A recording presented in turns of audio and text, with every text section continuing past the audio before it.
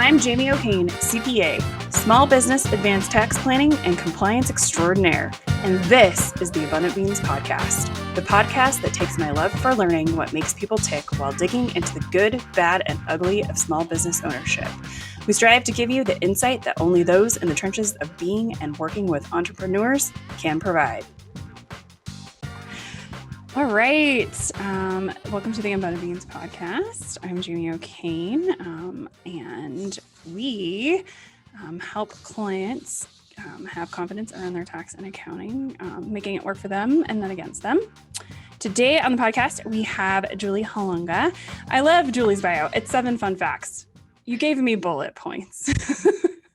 I can't tell you how happy this makes me, because usually it's like paragraphs with long words, and I'm just like, guys, I can't read out loud, so just bear with me. So Julie is a speaker and leadership trainer developing leaders to build the communication skills they were never taught in school. Recently, Julie gave her first TEDx talk, TEDx Cherry Creek, Colorado. That's awesome. Don't let your words sabotage your career. That's probably very poignant for a lot of us right now.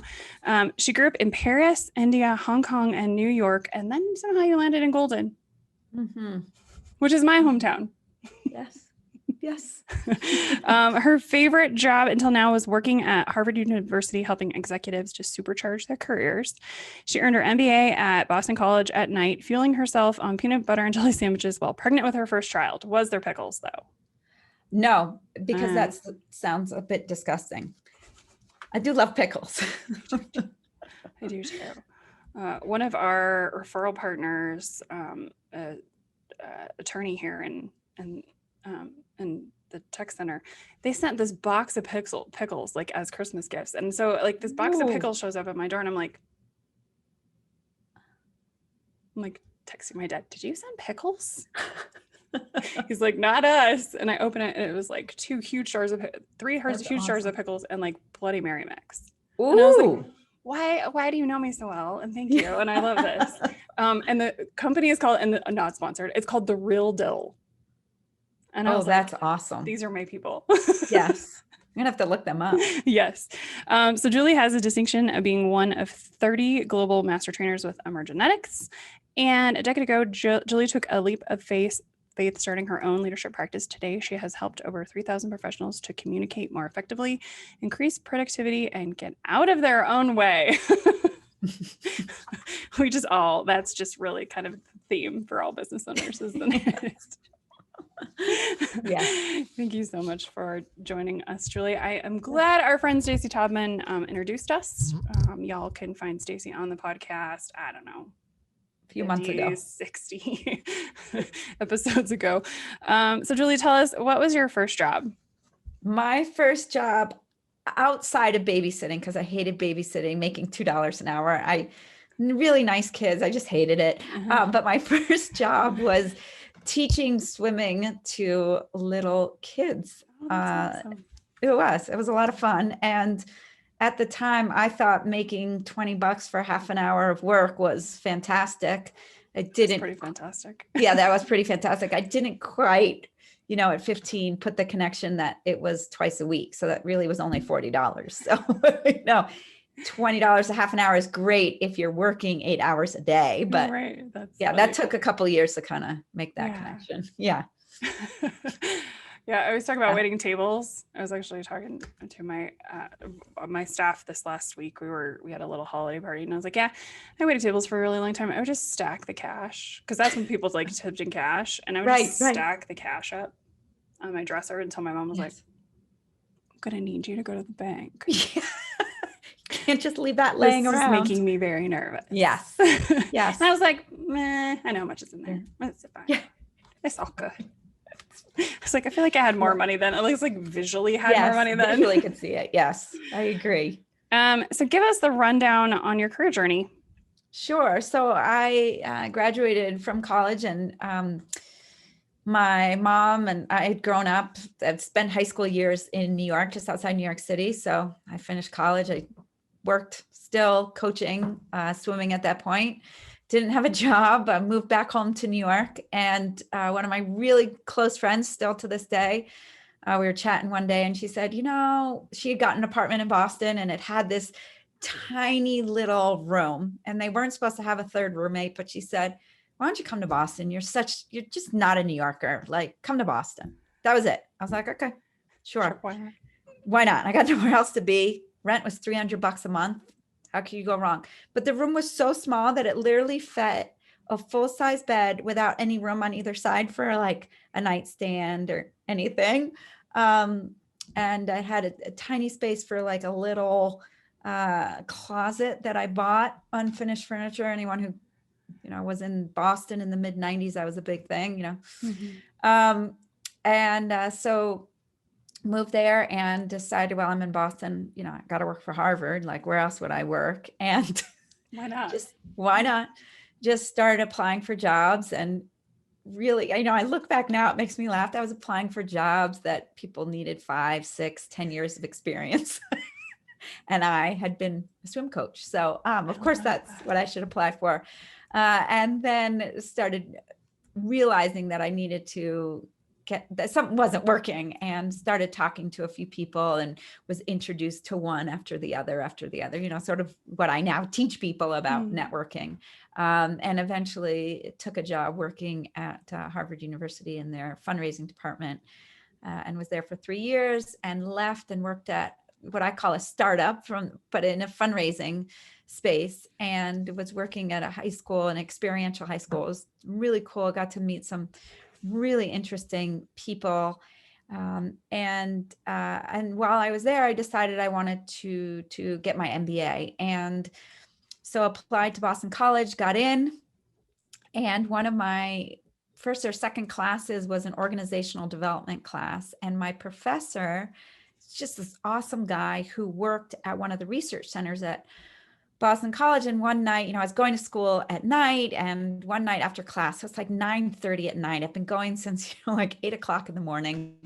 And I said to him, I'm really interested in learning more about what it is that you guys do as a Center for Corporate Citizenship. And so we had a couple of conversations, and I eventually took a job working at that center, which was great because then my tuition was $50 a class instead of $2,000 or $3,000, which was awesome. And through that process, really delved into employees and what companies were doing to attract, retain, and advance their employees. And one of my colleagues there left Boston College and went to Harvard Business School. And a couple months after she'd gotten there, she reached out, let's have lunch. And it was a longer conversation, but eventually I went and worked with her at Harvard Business School on an initiative looking at women in the workforce. So it just kept narrowing down what I really was passionate about, and helping people think about their careers, because I realized I had started off my career sort of just throwing things out there, not knowing what I was doing everything wrong. Yeah. And I loved the work that I was doing. And while I was at the business school, really was focusing on the careers of women, and in particular women who were in transition. So maybe they had left their careers to take care of ailing parents, maybe they were a trailing spouse, or they were taking care of kids.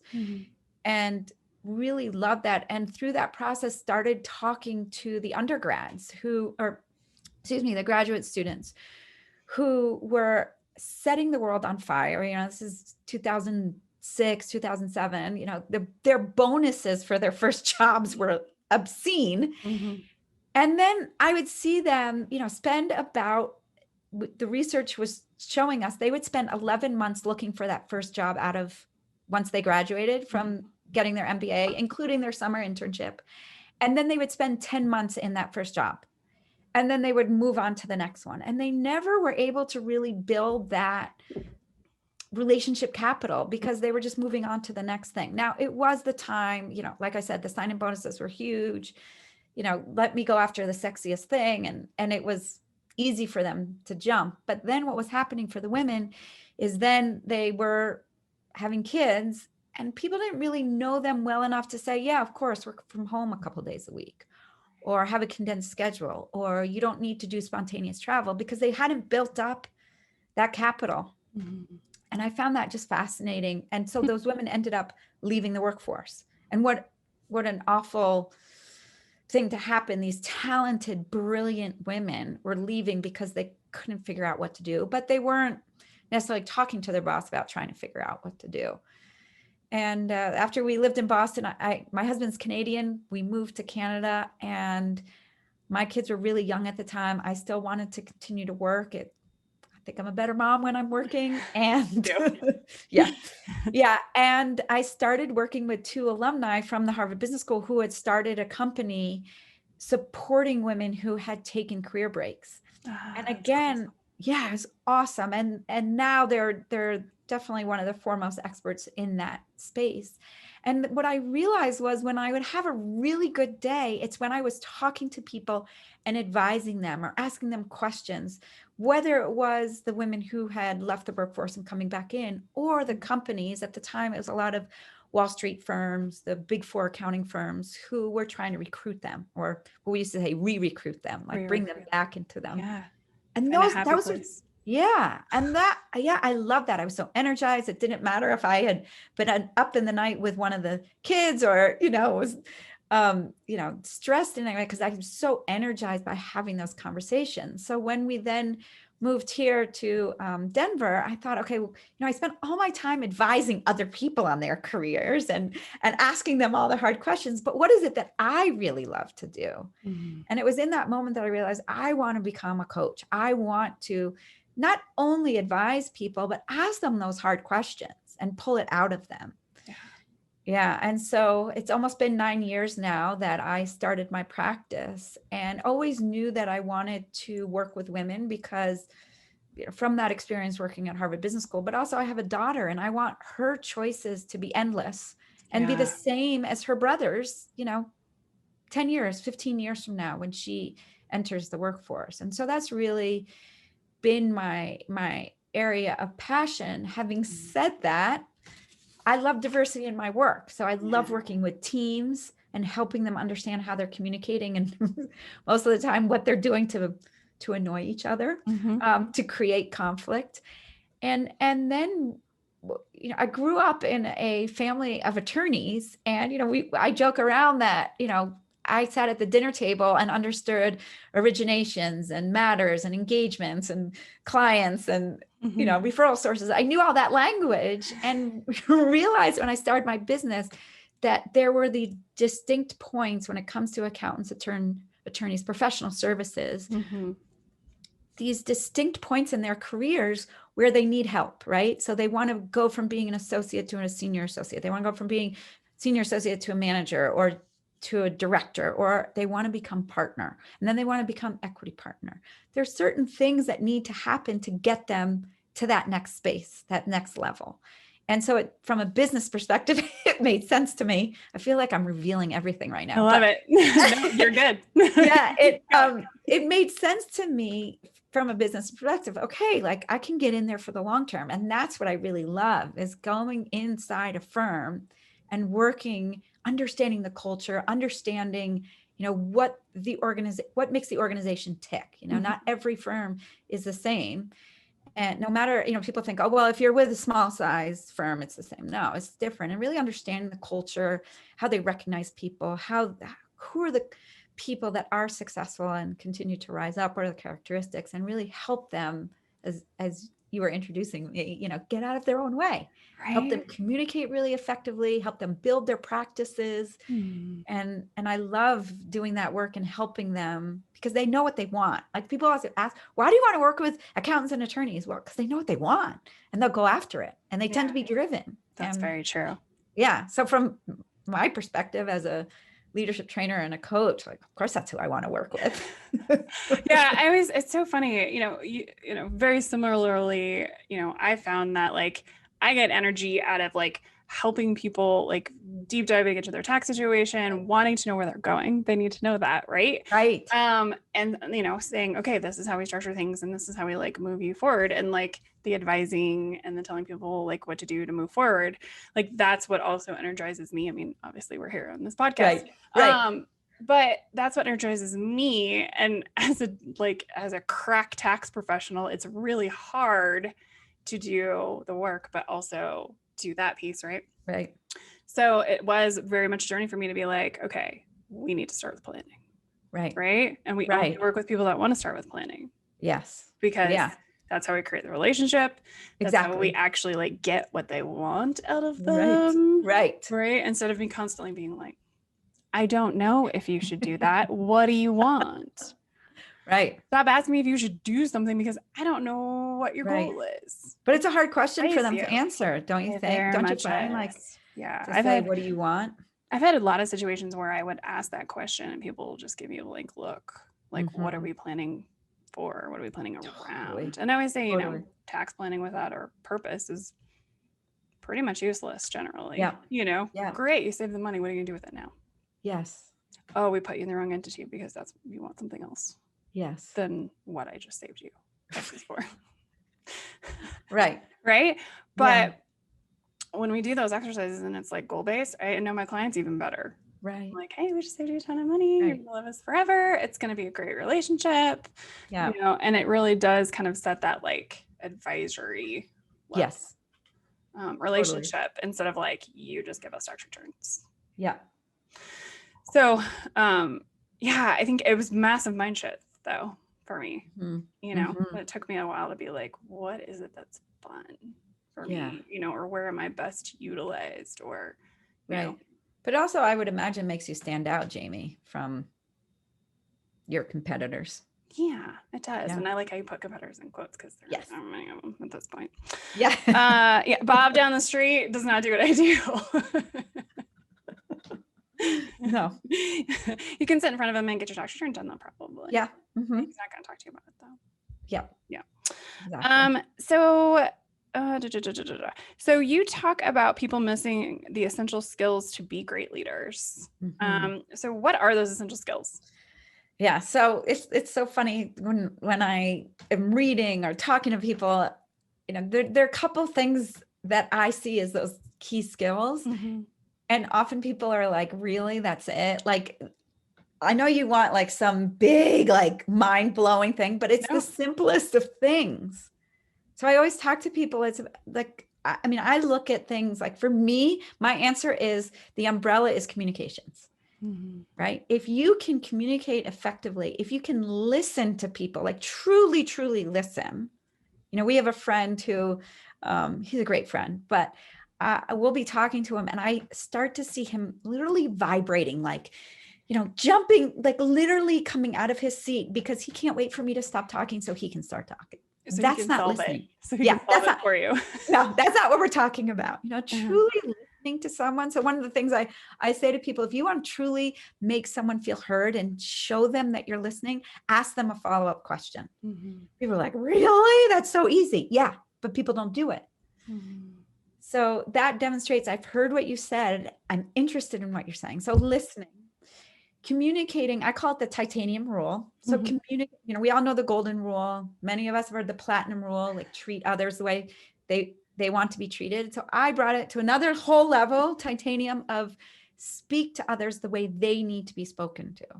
So what is the information I'm going to convince you, Jamie, to buy something I'm selling or to increase my budget for my marketing program or something like that?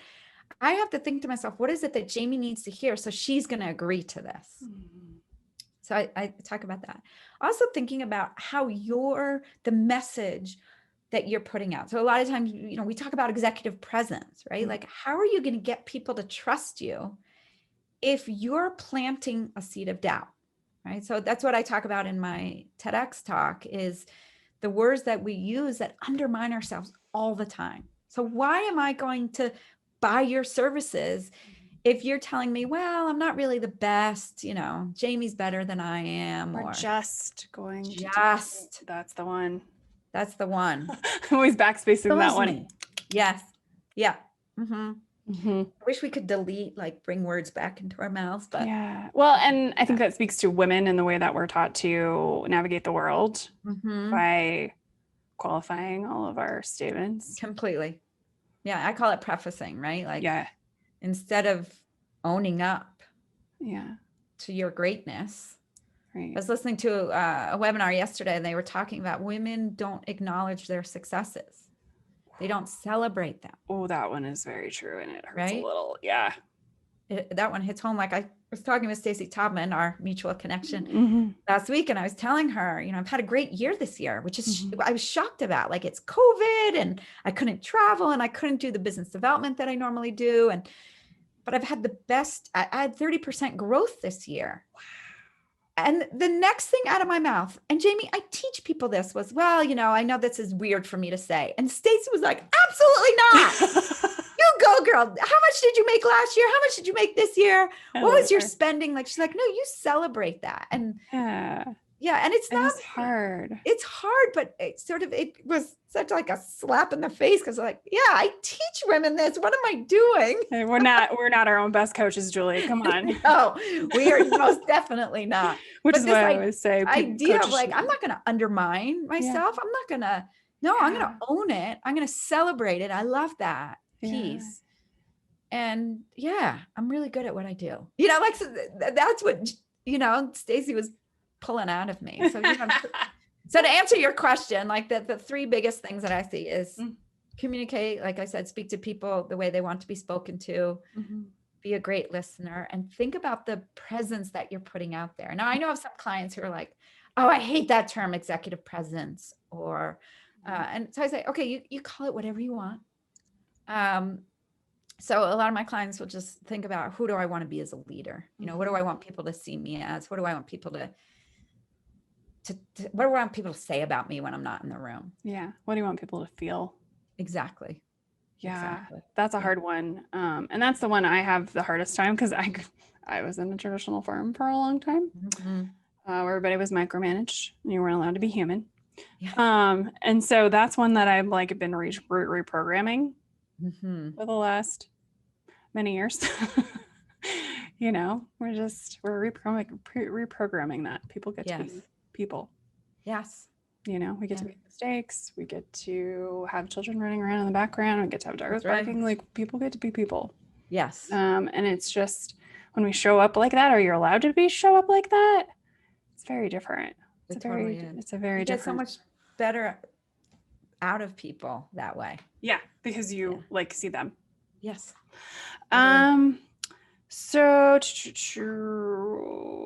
So what are the top ways people can learn these skills? What is kind of the steps for those big?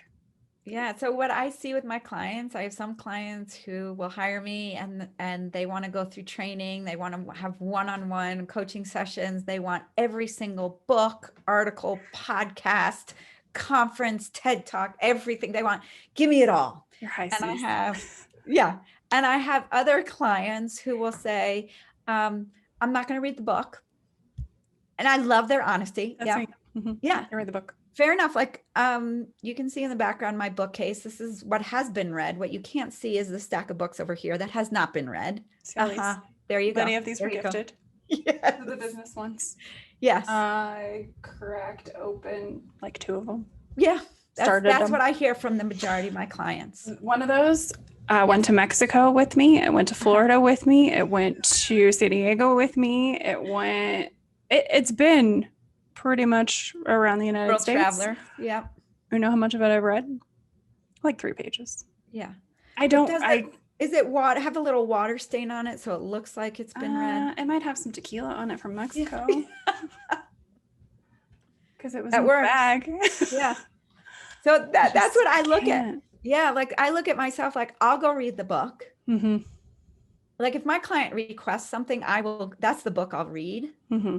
So I have a couple of clients who have asked for more on executive presence. Mm-hmm. And so right now I'm reading Amy Cuddy's book, Presence, which I love. I've heard good things about that one too. Yeah. Yeah. So then I translate for them and I teach them. Mm-hmm. So I have some clients who will read. I have some clients who will do. So they want to be taught the skills and then they want to find an opportunity to practice it. Mm-hmm. And it really depends on the learner. There's some people who want to talk it out with others. There are other people who want to do the research and try it out on for themselves. Mm-hmm. There are other people that want like a step-by-step, first do this, then do this, then do this. And then there are other people that like, okay, you can teach me, but then I'm going to it'll happen. I'll figure it out. Right. Yeah. I mean, it's kind of similar to how people train for a marathon, right? There's some people who are going to have that regimented on Monday at 7 a.m. I do this. On Tuesday at 7 p.m. I do this. And then there are people who are like, I got to get in 3 runs this week. It'll happen. And that works for them. Mm-hmm. And then there's those of us that are like, no, marathons. No, not going to do that. No. Yep, exactly. Not even going to happen. Yeah. From the girl who did a Spartan beast. Whoa. That's impressive. 3 years ago. Never again. That was so painful. It just hurts to think about it. Yeah. So take it off the list. Yeah.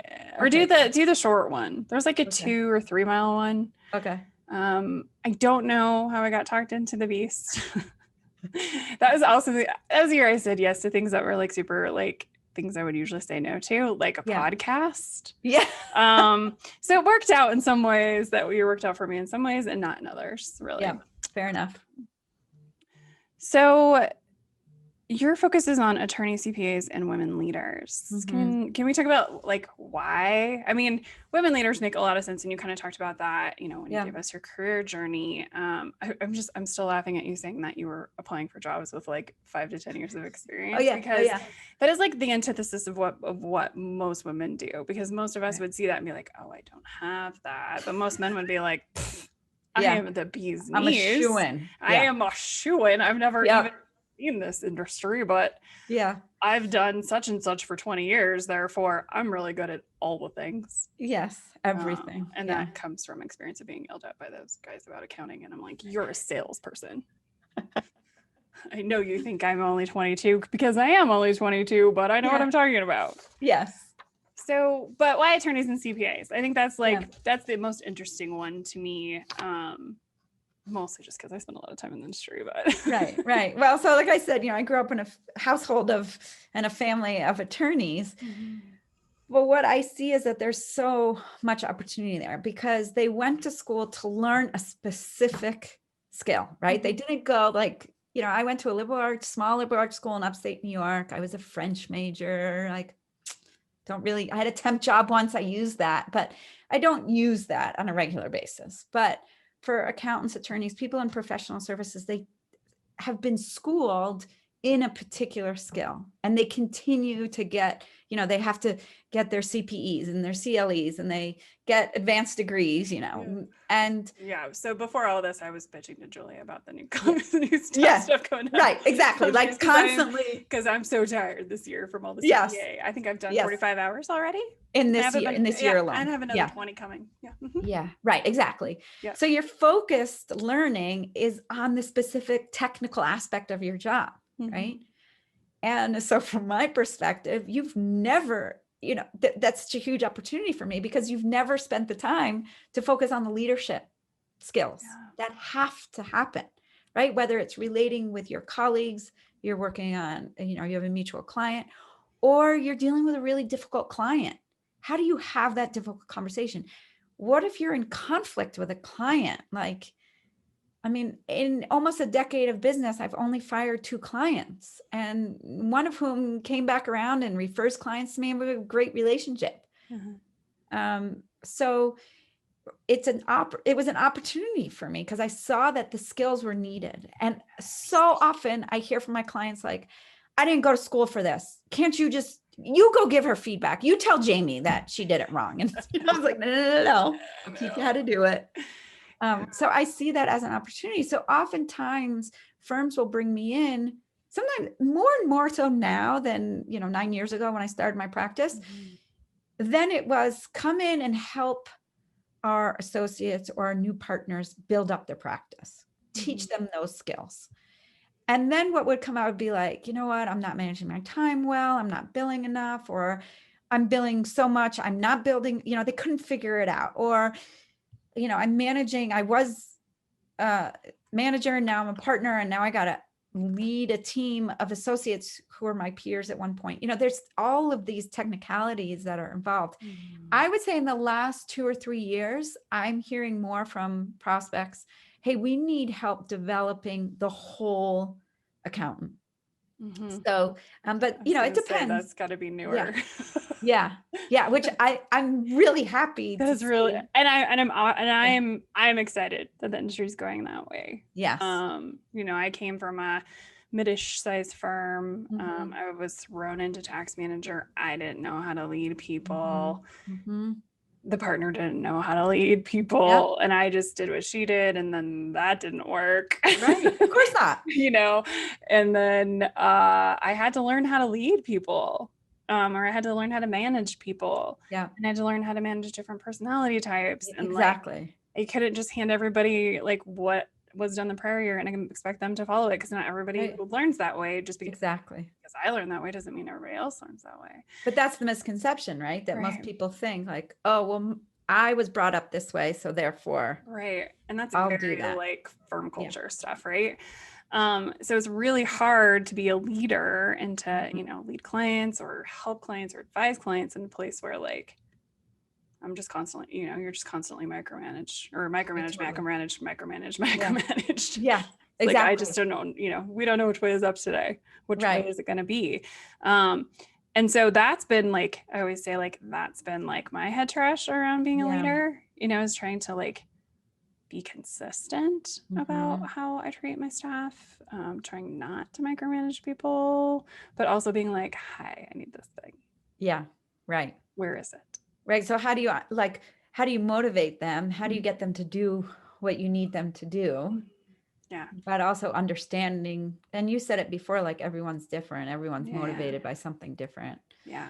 And that's why I'm in business and have a successful practice, because of exactly that. So yeah, I'm glad that's your, sorry. I'm glad you're working around some head trash shaming. Yeah. Yeah. And it's so funny because I do a really good job of hiring people that want to be micromanaged. And then I don't. And then everything goes sideways and it's like, right. Yeah. Okay, you got to go. Yeah. Because I have other things to do. Right. And micromanage you. Yeah. And kind of setting expectations and understanding, like I give this great example. One of my clients was, he had a team of 60 some odd people around North America. He had 5 direct reports here in Denver, and they were all in one hallway. And one day he walked down, he told me this, he walked down and went into, we'll call him Tim's office, and said, I've got a great opportunity for you. Gave him like 2 or 3 minutes of details and said, listen, I'm here, ask me any questions, but this is really a great opportunity for you. Because my client was thinking, hey, it's going to give him visibility. It's a really interesting client, a high profile, like all the pieces, right?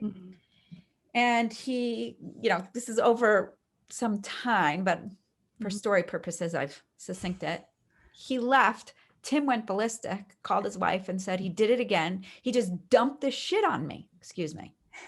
Right? You can see and my podcast. Right. Okay, good. No worries. But my client was thinking like, I was doing something good. I was giving him this opportunity. I was giving him something exciting to do. I was giving him visibility. Right. But it did not land that well. Couple of weeks later, he walked down that same hallway, went into Stacy's office. We'll call her Stacy.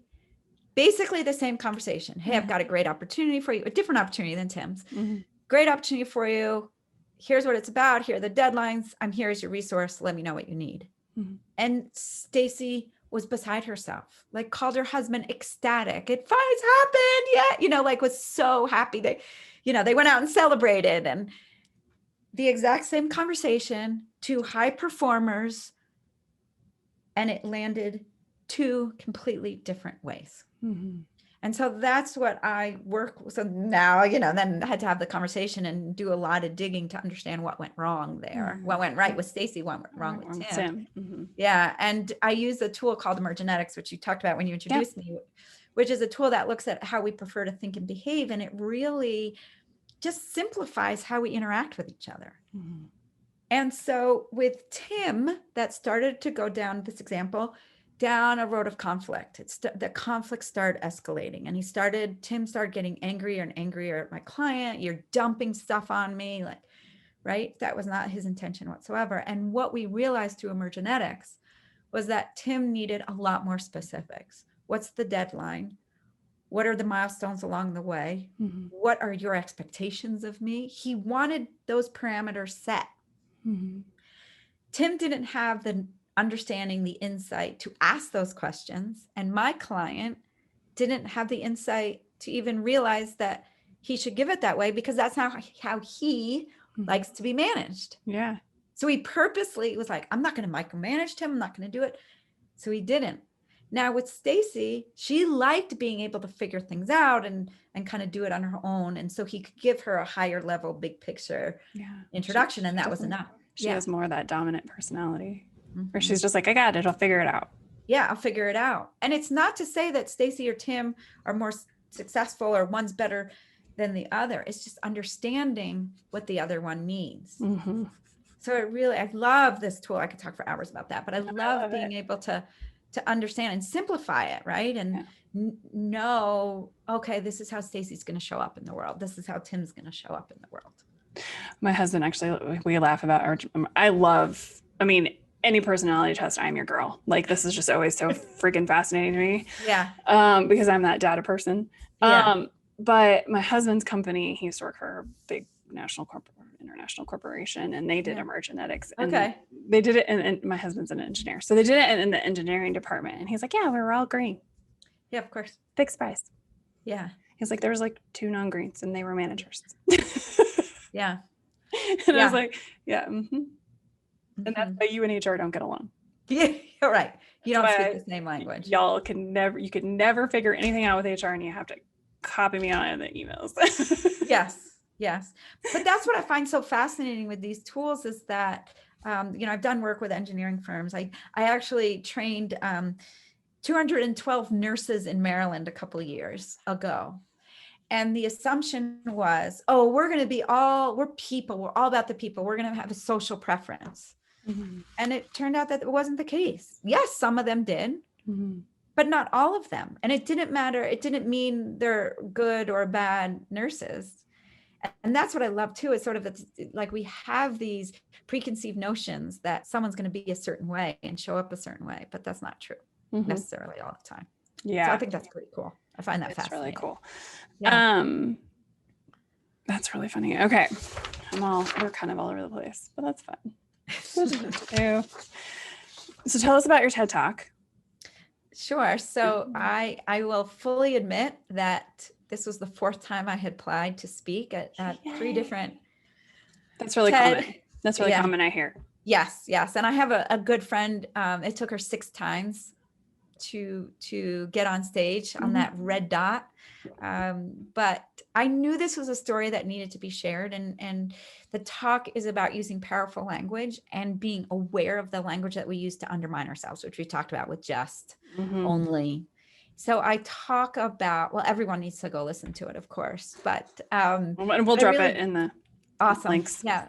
But I give people tips on what not to say and then what to say instead. So for me, that was really important, was not just raise awareness, but okay, what do I do with this? How do I do something else? But the fascinating thing was that I almost didn't apply, because I applied this summer, amidst COVID quarantine and restrictions. And I thought, it's not going to be that much fun. And who knows if this is actually going to happen. I don't want to do it sitting in my home office. And that's not the experience I'm looking for. And it was such an amazing experience, regardless. And really the organizers of TEDx Cherry Creek, they know what they're doing. They are experts about this. And they just created this environment of support. And less than 48 hours before my talk, we were supposed to have 7 guests in the audience, family and friends. And less than 48 hours beforehand, they let us know that wasn't going to happen. It was too risky. They didn't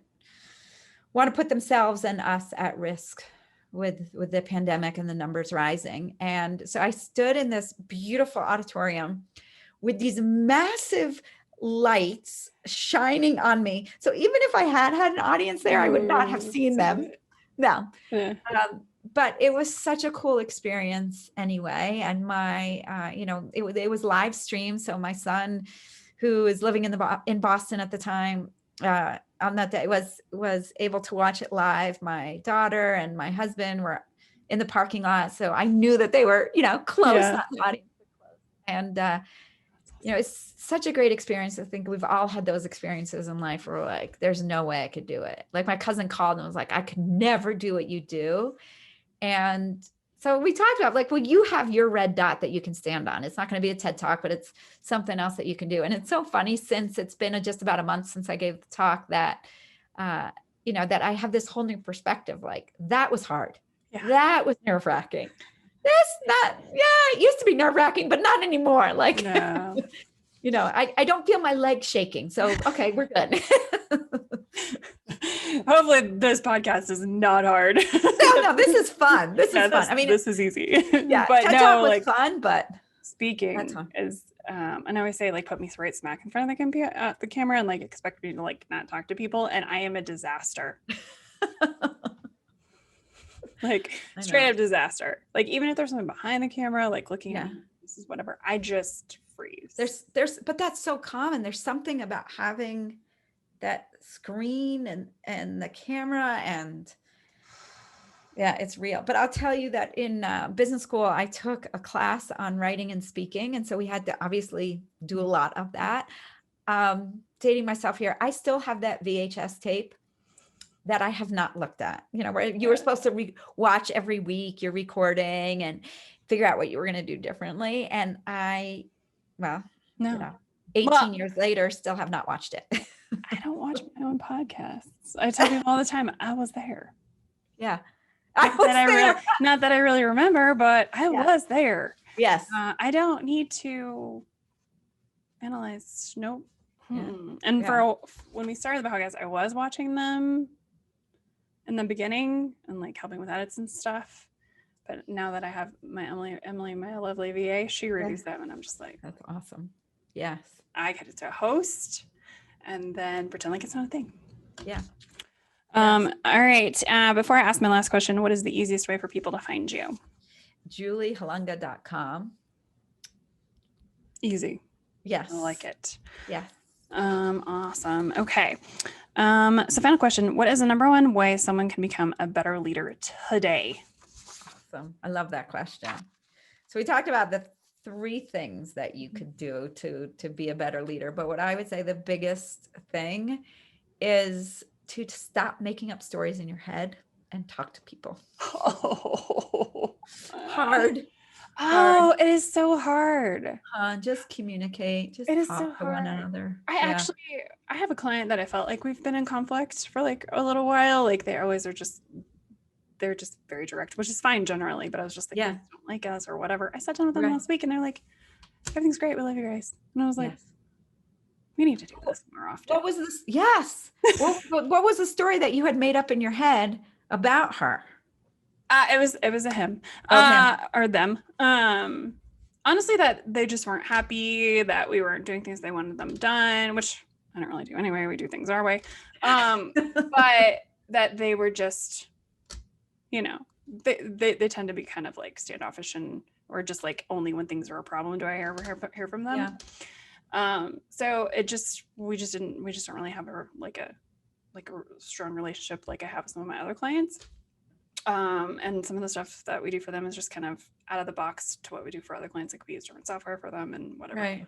Yeah. Just kind of things that we've just kind of jumped through hoops for them for a while. And we've kind of always just been like, I don't know how long this is going to last because it just doesn't really kind of fit in with the rest of the stuff we do. But I talked to them last week and they're like totally cool. And I was like, good. Yep. I'm glad you're cool. I'm good. Like, as long as you're getting what you need and we're helping you with what you need and, we're good. Yeah. So now you have to remember that, Jamie. Right? Yes. And again, that's why we check in with our clients. We were talking before, I think we're recording, but we do yearly tax productions with our clients because like, I at least need to talk to you once a year. I need to know what's going on. I need to know how the business is. I need to know what babies are. I just need to know. Right. Because I can't help you or give you. Right. You can't serve them as well. Yeah. I can't serve you if I don't know what's going on. Yep. So yeah, I don't like being surprised with tax returns with like, oh, I bought 5 more rentals. Yeah. No, this is going in the extension pile. Yeah. And then they're like, well, where's our return? I'm like, well, your stuff's kind of a pain in the ass. Yeah. But if we had known, we would have been ready for it. Totally. So that's why, we really kind of do things the way we do them. Because again, I don't like those surprises. Right. I want to know what I'm walking into. Yeah, exactly. Yeah. Surprises can be good, like for birthday parties. Right. But not even that. Not in accounting. No. And I love, the not telling yourself stories is the getting out of your own way stuff. Exactly. Yeah, that fits right in. Yeah. Awesome, Julie. Thank you so much. Yeah. Thank you, Jamie. It's been fun. Thank you so much for listening or watching. Be sure to subscribe on YouTube, iTunes, or wherever you prefer to listen. If you learned something and found some useful information to apply to your business today, please consider giving us a thumbs up and a review. Until next week, be abundant.